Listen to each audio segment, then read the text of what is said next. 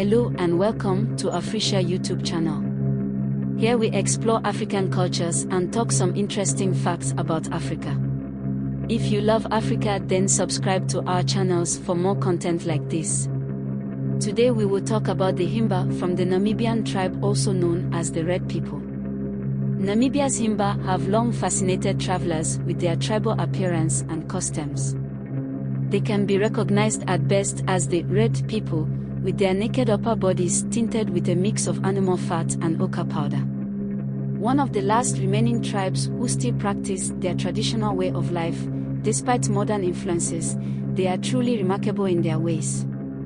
Living as their descendants did, there are a few modern influences on their lives, and they choose to remain living in small hamlets in the isolated areas of northern Namibia and southern Angola.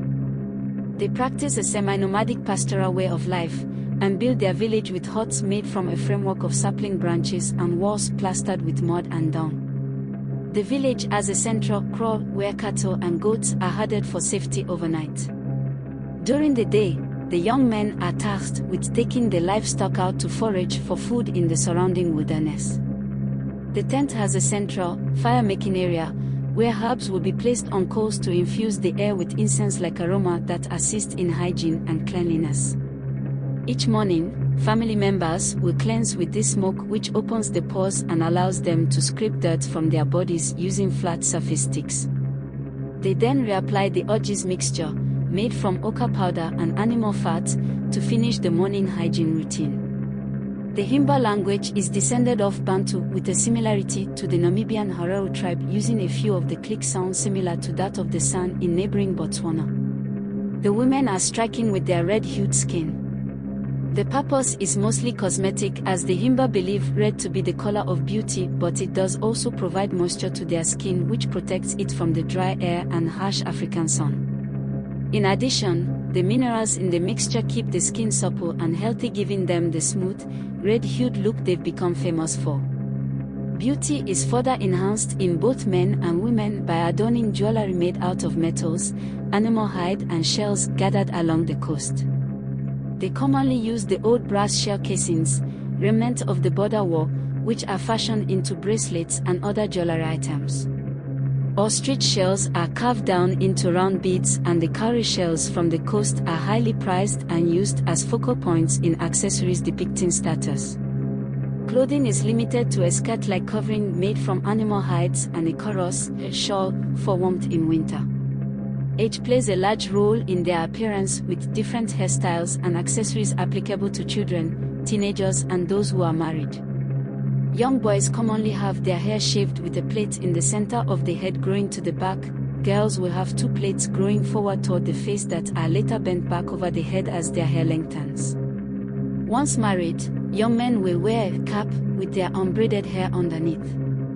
Married women and those who have borne a child wear an erembe. This is an ornate headpiece made of sheepskin through which their colored braids are woven. Wood ash may be used by some to cleanse their hair due to water scarcity. Tribal structure is based on the uncommon bilateral descent system found in areas around the world where harsh living conditions have made it beneficial to rely on two sets of households dispersed over a wider area.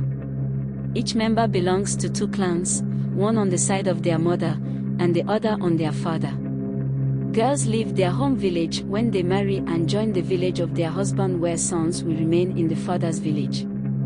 Himba are polygamous with an average of 2 wives per man, and young women are commonly paired with a suitable family by arrangement of the parents. Both boys and girls take part in a rite of passage before they are allowed to marry, and both will be circumcised before puberty.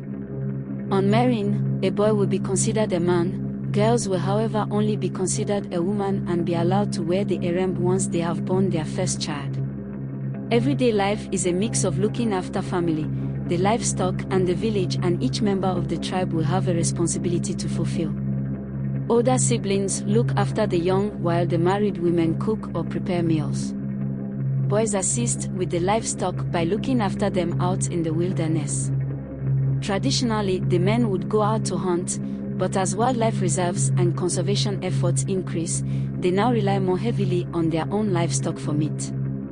Women will gather herbs and other edible foods.